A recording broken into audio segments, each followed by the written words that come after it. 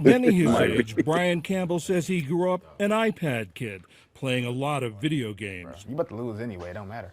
And when the COVID pandemic forced schools to shift to remote learning when he was 12, his primary connection with friends was online. I would spend all my time on the internet. Either I'm playing the video game or on TikTok or both. Fortnite, NBA 2K. If me and my friends get bored playing it for 10 hours, then we scroll on TikTok and send each other videos, and then we get back to playing the game. Eventually, content with a specific perspective started showing up on Campbell's feeds. It is so easy to become a top-tier male in the world today because the competition is so ridiculously low. Topics masqueraded as informational, kind of male improvement. I think a lot of these people have lived more life. They're rich, they're nice car, all that. Like what society says is the ideal for a young man. The message appealed to Campbell, and the more he engaged with it, the more he saw. Campbell had found himself in the heart of what's known as the manosphere. The term broadly refers to online communities that create and share content aimed at men and boys. But there's growing concern about the ideas behind that content. Misogynistic, often conspiratorial beliefs about gender roles and masculinity. And thanks to a handful of key influencers, the manosphere's reach has exploded. In an attempt to quantify that growth, researchers in Dublin set up accounts on multiple social media apps, posing as teenage boys. Last year, they reported that in less than half an hour, every one of the accounts was fed manosphere content, whether they sought it out or not. In the post-Me Too movement, we've seen this surge of online misogyny in particular. Cynthia Miller-Idris is the founder of the Polarization and Extremism Research and Innovation Lab at American University. Her book, Man Up, The New Misogyny and the Rise of Violent Extremism, will be published in the fall.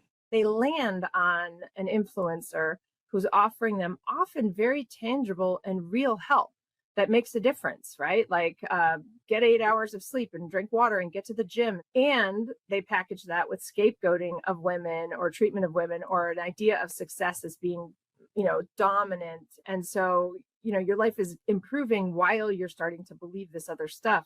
Women sell purity, men sell success. This is seen as a more dominant position. A woman wants sex more than the guy does. The average woman will always cheat more than the average man. That's the sort of content Campbell was seeing. Soon, he was echoing those ideas. How like women want to control us, and us as young men, we have to not be at the whim of women and stuff I didn't really know what I was talking about, but it sounded good. Campbell's dad, Al, and his older brother, Brandon, who had fallen down similar rabbit holes when he was younger, noticed a change. He started mentioning a lot of things typical of someone who believes that the world is against them, where you think that if you are not, I'll say in quotes, superior, then something's wrong. He was kind of taking on opinions that didn't sound like his own. They were opinions that I myself once had because I had gained them from someone else. While Brian was seeing this material, were you aware of it? I guess I didn't really pick up on it at first. But over time, you say a few things, it gets a little concerning, like, hey, my wife's gonna clean up after me. Being the alpha male and the this and the that and the type of guy that's the strongest, the baddest, and everybody needs to bow down and respect you, but then you don't have to respect anybody else. When it comes to behavior like this, there's really no excuse for it, but there may be an explanation for it. Psychologist and author Lisa D'Amour specializes in adolescent development. It's helpful to think about 12-year-old boys in broader context. Girls hit puberty before boys do. So what this means is that for 7th grade boys in general, the girls are often beating them at recess, and then they come into the classroom and the girls are often beating them in school. So if you are a 12 or 13-year-old boy and you have had a very rough day at school where a girl outran you at recess and then had all the right answers when you didn't understand what was happening in class, and you come home feeling pretty small and you hop online and there is somebody telling you, listen, guys are actually great and the thing that's holding us back are girls, that is pretty compelling. Wow. Yeah. I want to jump in so I could go. So, I do think that you can fall. A young man specifically can fall down a rabbit hole and get into some content that can be detrimental to future relationships with anyone. I think framing traditional masculinity in a way where it's just all negative is it's a very nuanced subject, because there are things that are necessary, even to the men who would say it's all men's fault and men need to lead. That's traditional masculinity. So framing that in a way that makes it negative is also detrimental. And a lot of the psychologists have a very skewed feminist perspective. Like the way she described it was women dominating men and men being upset because they're being dominated. I've been a 12-year-old boy. I don't ever remember us being dominated on the playground and recess by women. That's not how that worked. That it's just not.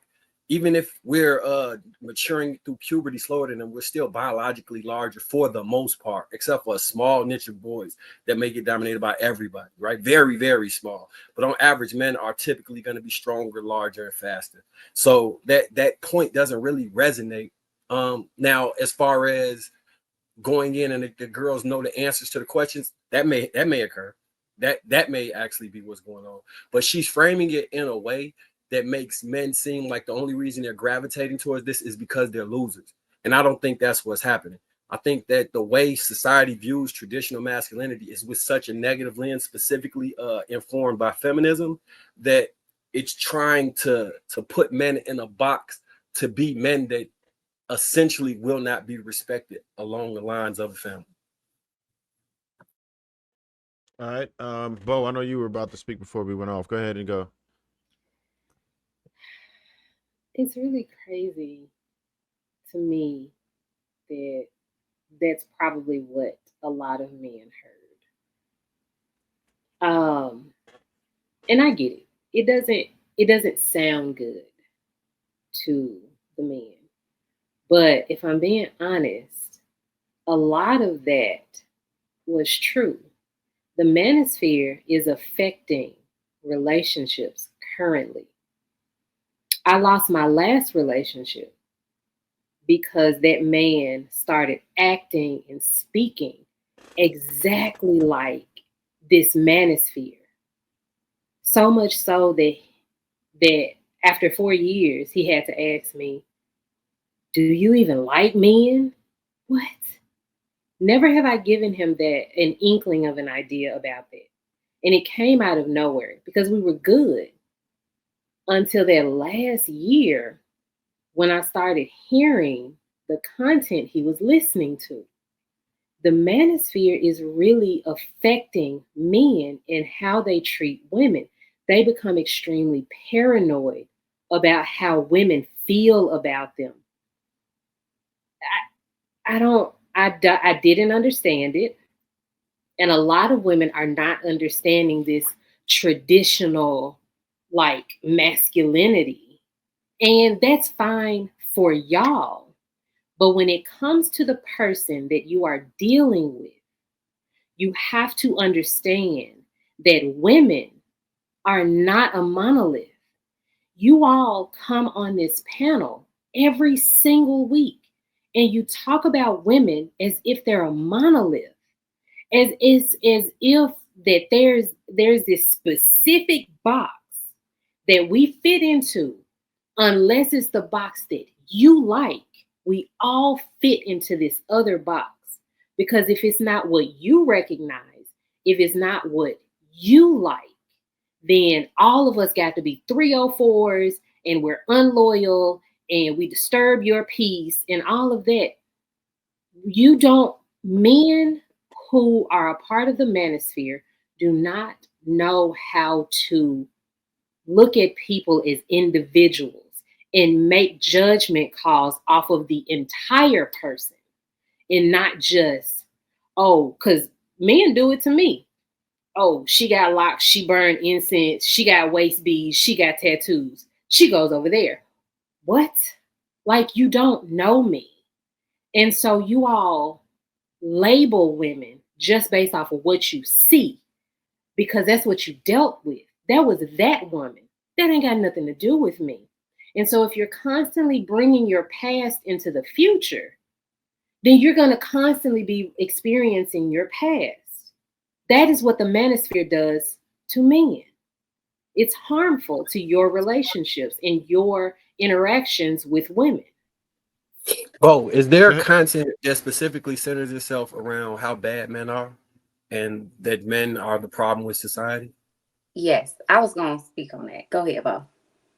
I know there is. I don't look at content like that. But I'm not, gonna say that it doesn't exist. Yes, it does. I don't hear it because that's not what I consume. Okay. Would you say that if you were to give a general percentage of women 16 or young, the age that we're looking at for this, what was it? It said 7th grade to probably 26. Do you think that there is a push that, even though you may not agree with like what I might say traditional masculinity is, do you think that there is a push that in some ways vilifies things that are just the natural nature of men? The natural nature of women? Of men. I don't think that of anybody. I don't think that it vilifies them. I think that what we're saying is the thing that I say to you all the time is that there is no natural order.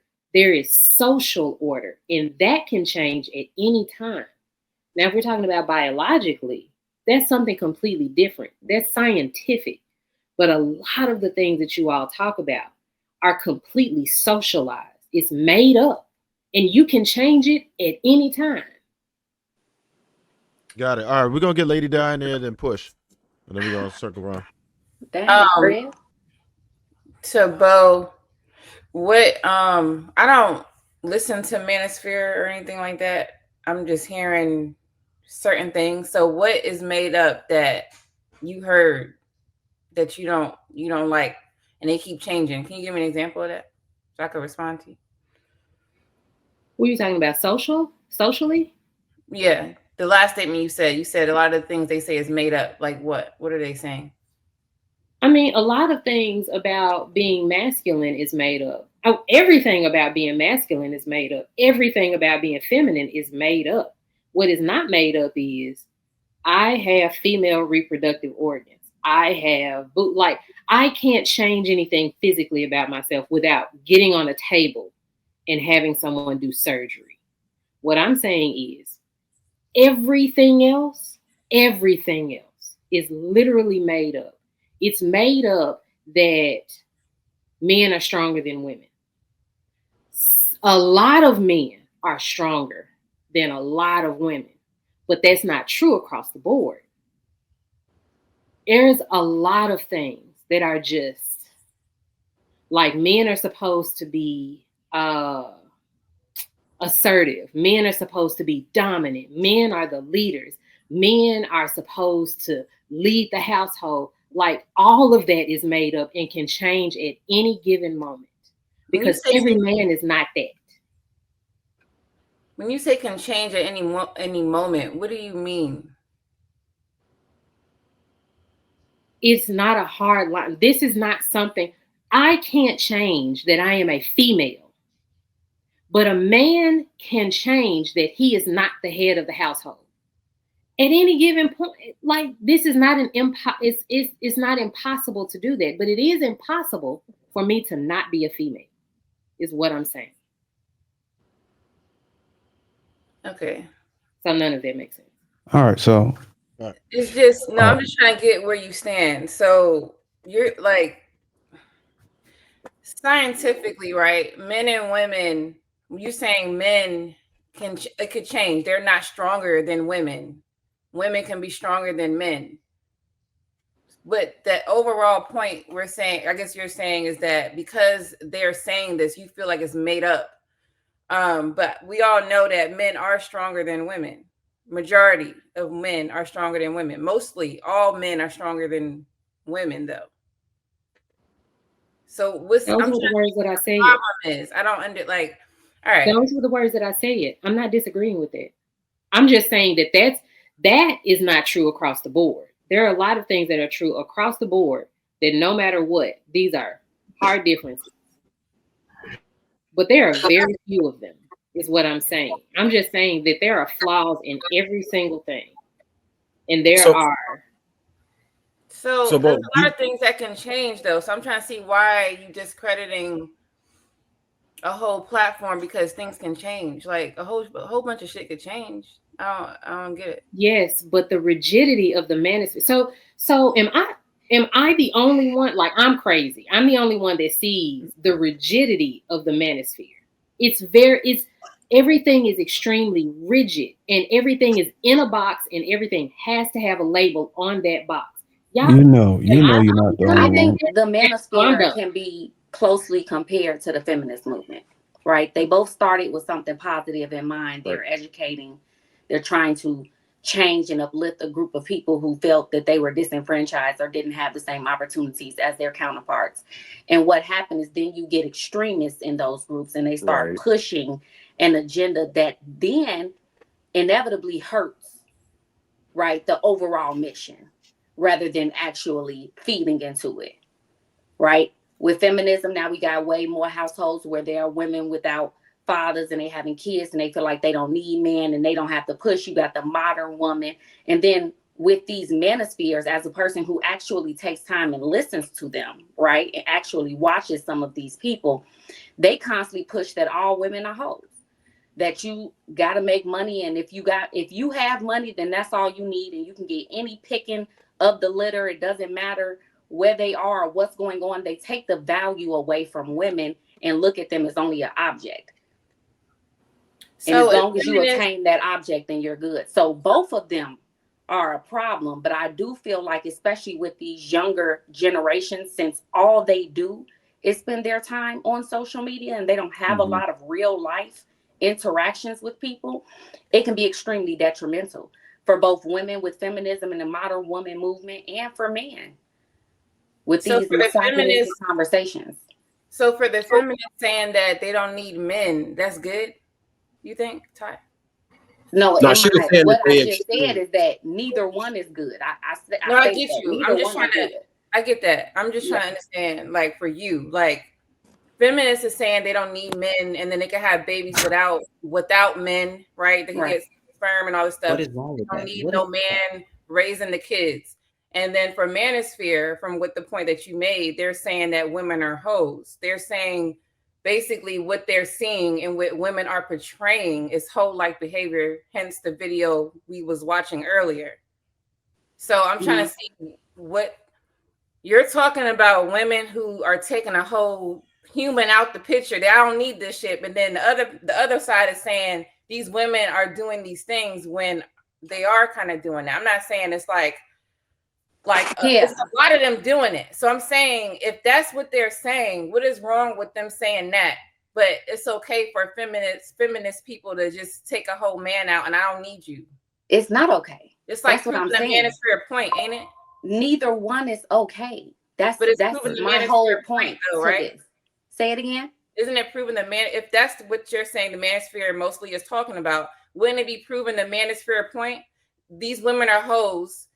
These feminists don't want men. They're having sex, but they don't want the marriage. They want the baby. Like, isn't this proving the manosphere point? Or no? No, I feel like it's exaggerated because, like I stated, that's not the reality of most people. Do you understand what I'm saying? That's not all women. Just like it's not all men that ain't shit and you don't need them and you can have a baby without them. They're both being exaggerated. And that's we know it's not all though. We're saying like majority. So women today and let's say some years ago, they don't want marriage. Men come up to them, they propose, they not ready yet. You hear all these different excuses. Now I think the age for women popularity of having kids is at 40 and all this stuff. So all the men that they passed from 20 to 40, they basically said, hell no, I don't want that. So they're basically dismissing men that they don't want. I know Shannon was saying earlier, for example, Darwin is an attractive man, correct? So some of these other men are not attractive, but they want the marriage, but these women don't want them. But it was also women that wanted the marriage and the man didn't want them. I'm talking about the men. I'm gonna get to that, but I'm talking about the men who want marriage that are so-called not the ideal pick, right? Because in order for a lady to say yes, she has to like the man overall, correct? Right. But just for the same for a man. In the manosphere that are, let's say, not as attractive, or they don't have all of the stuff that these women are wanting, now that makes them a bad dude. They're not husband material, marriage material. I know Marcus earlier was saying that he learned that these men are not even getting sex, and he thought that was a lie. All of these things are like true. So now when this manosphere shit is created, it's just created off of things that has been happening to men, and they're talking about it. Feminism, on the other hand, it was created off the things that was happening to women, and they start talking about it. He said that they didn't want men, though. No, what's happening? No. If you don't want No, a man, how do you want you're conflating a lot of ideals that women in general say. You're doing exactly what men do. You are taking everything that women say and you are putting them into one bowl. And there are a lot of women who want relationships, who want marriage, who want all of these things. But when we say we don't need a man, what we're saying is we can pay our bills, survive, not go hungry without a man. So therefore, I don't have to take the first man I get to so that he can take care of me. I can choose a man that holds the same values, that treats me right, and that will work with me. You are conflating those people with women who have opted out of relationships with men at all. And they are the ones that you are talking about. I'm not talking about like, and even the men in the manosphere have options as well. They're just going for people outside of their league, just like the women that are modern day women are going for men outside of their league. They're both trying to date up when they should be dating where they are. And that's their biggest issue. They could be having sex. They just don't want to have sex with the women that want to give it up to them. They want the ones that look better. They want the ones that's only going to take them for their money or what they have because they're not attractive to them. That's just how it goes, right? That's just life for men and women.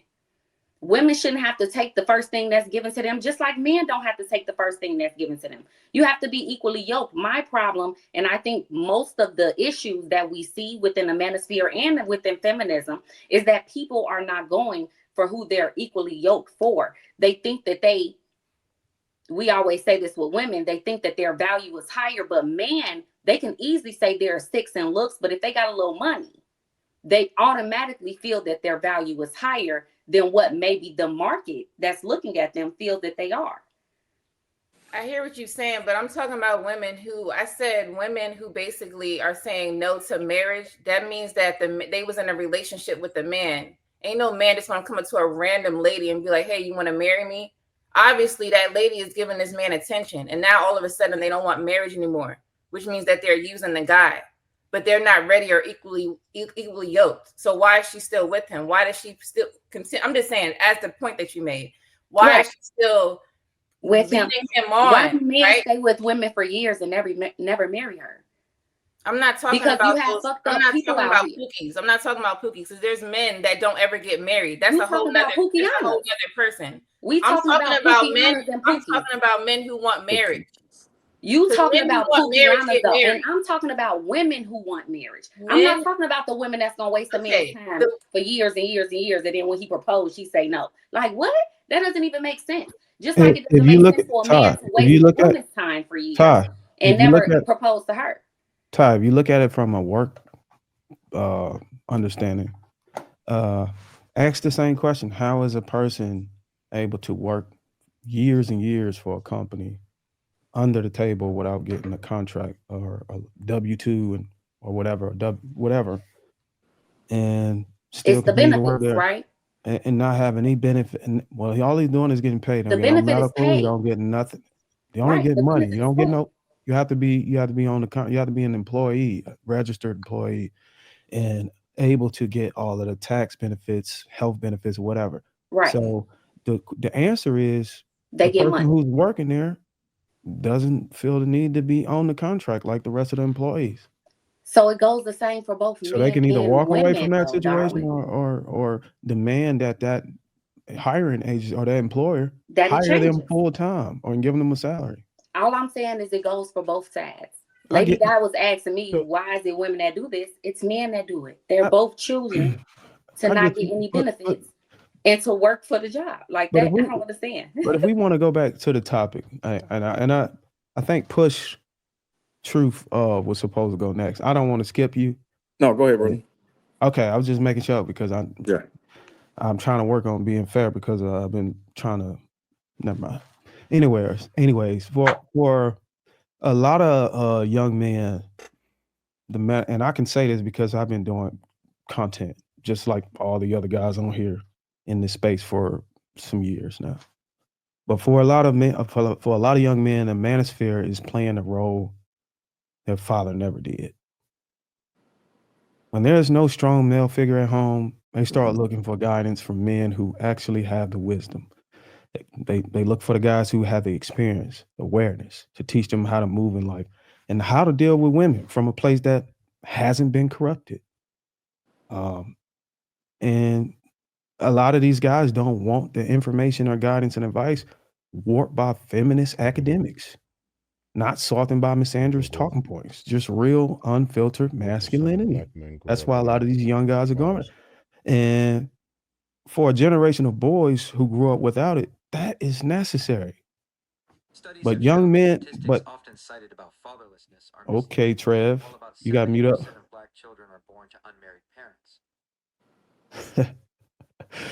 But to the young men listening, you're still liable, because I understood a lot about that video. You're still liable for ensuring you fact check the concepts and the points that appeal to you. So I recommend young men utilize research. You could use AI to help you strategically peel back the layers of the information that you receive. But on Lapeef Network, on this very platform, we've had some of those influencers like Kevin Samuels give advice or sound perspectives that men can use to improve their lives and navigate this growing cesspool dating market. We also recently just had a licensed therapist come on this platform and double down on what a lot of the stuff I'm saying right now, just to give just to give panelists and guests a different tone to see if they can receive it, because the original crew, the brothers that you usually see in here every Thursday, have already been pushing it. It's just this excuse of bad delivery has been our Achilles heels. And I could say that might be for me, but Trev and M. White, those guys are really good on their delivery. They don't really have any issue reaching people who oppose them. But we're still here because the game in the market is constantly evolving. So we have to hold the line and keep people informed on what's going on. And I think so far we've been doing well, bringing different perspectives here to connect the dots, solve issues, and understand the other side. We want to understand the other side that may challenge what we believe is right. And that's okay so long as the result of the challenge yields a solution or some practical steps for the young man, like the gentleman in the video. Right. So Push, we're gonna let you go, and then I had something I was gonna go after that. Go ahead. Yeah, just based on the video, I just think that a lot of times you, as the person, the individual, you have to make decisions not just based on your emotions, but what follows you and your values and morals. You can be easily influenced from the feminist movement to the manosphere, depending on who you are. But if that's not really part of your value system, so because you were rejected or you were made to feel uncomfortable in the moment because the woman that you were going after she mentioned that you weren't her type, that does not automatically mean that every woman's going to follow that same stereotype or that feeling that you felt in that moment. So just understanding that there's a group of younger men that are coming through that don't have the social norms or the social experience that we do as a older group of men and women. I think it's important for them to understand that as we continue to see that, just make decisions based on what you need and try not to be influenced by, either extremist end of that spectrum of men and women. So you have to kind of figure out what's best for you. But what works for me and my experiences, bad relationship or not, great relationship, you just to still have to assert who you are and the person that you want to be in that relationship. It's that simple for me. And if that woman that you're seeking values financial support and that's not what you want to give, then don't be in that relationship. It's that simple. It's very easy. Make a decision Yeah. based off what you want to provide to a person and what you want to receive. So first and foremost, the dude Al Campbell that was the father in the video, shame on you and any damn father that exists like you. There should be no excuse for a damn man to be in the house. Because when I saw the video and I'm watching, I'm like, oh damn, they ain't got no pops. That's a shame. And then to see this fool up here having the internet influence his children because you are not a proper father is shameful. We got to do better than that. We have to do better than that. Now, I was checking out some of the studies, and we are progressing as far as the fathers are concerned, right? They're saying it's about 47.5% of black men that actually don't have a father.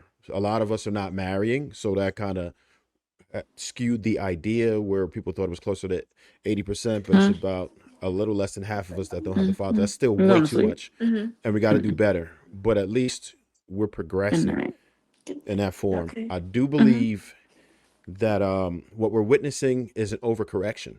When we had feminism, to Todd's point, we had an overcorrection for feminism, right? And because where women were in that position, it wasn't good, and I think we absolutely did need improvement. But we've witnessed an overcorrection to where society does not feel the need to invest in men. Now, I'm good with egalitarian equality, great. However, it can't be a situation where we don't invest in men and we want the men to be the leaders. That doesn't add up. We have to also invest and care about the men. We tell men to body up their emotions, and then that's how they're raised and don't know how to deal with their emotions. And then we throw them into a relationship.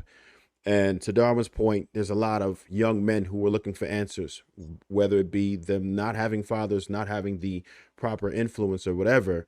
They're looking for these answers and they have nowhere to go. And a lot of times we make it seem as if these young men have nefarious intent, and we treat them as such. We brand them with names like misogynist and chauvinist and everything else that we can possibly do to demonize them. But there is no mental condition that we are supposed to demonize. We're supposed to help them. If someone's struggling with the situation, we're supposed to help them.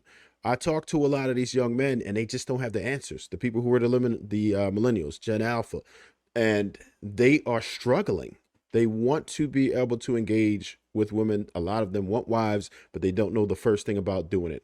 They don't know how to throw on smugglers. They don't know how to dress. They don't have any swag. They're not getting to the money. And the expectations have risen for men. A lot of men are expected to make six-figure salaries. And I'll say it once and I'll say it again. Most people are always going to be average. It's never been different ever. Ever. It's never been different, and it's always going to be mostly average people. So when the expectations of men are beyond the average, most of these men are going to get ignored, and the dating market is extremely lopsided. You have that top tier men that most women would like to deal with and have access to.